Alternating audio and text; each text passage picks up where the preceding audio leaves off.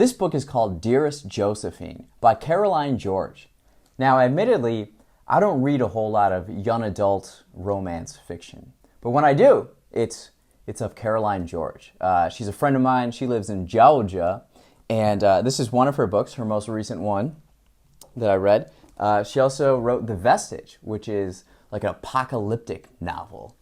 This one is not an apocalyptic one.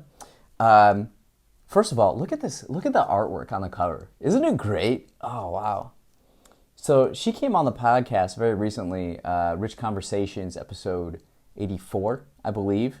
And this story, Dearest Josephine, it takes place in the Regency era of England's history. So this is like 1820s. This is right before the Industrial Revolution when it just transformed life as we know it. Here, you still have the social structure that's maintained within society and the aristocracy, and the main character in this book is a bastard and he's writing letters, and overall I really enjoyed it. I love talking with other authors because we understand each other. What I love about fiction is that what's written in the book came from the author's imagination, their mind, and everything. As a writer, each sentence is very deliberate and very intentional. So something like this: people wish to believe the worst, for the wickedness of others dims their own sins. Stuff like that, where you can just like slide in your own personal, like little philosophies, little nuggets. What, as an author, you try to get like, put little breadcrumbs in the books and see if you can slide it past your editor. For my first book, Homeless but Human, there's a ton of Beatles references in there. And so through time, I'll figure out like who found those out. Here's another one. My existence seemed dreary until I let the light in. That's brilliant. I love that. I love how he despised his need for connections and reputation, the pettiest of necessities.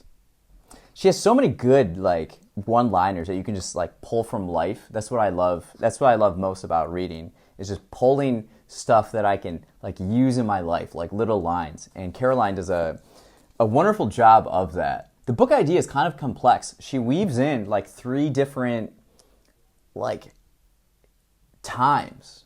Like it's like kind of meta in a way, where you have like present day, which is 2021, and you have like 1821, and then within the story in 1821, there's another story going on where he's writing letters to someone else, and it's all interweaving. And what I love is just like romance, dream romance. Talking to Caroline, she talks about how her research not only is going into like England's history and the era and what they ate, what they wore, all those details, but she also pulls from social media and what she sees there. And there seems to be I don't want to say pattern, but a desire for a simpler life, a simpler time.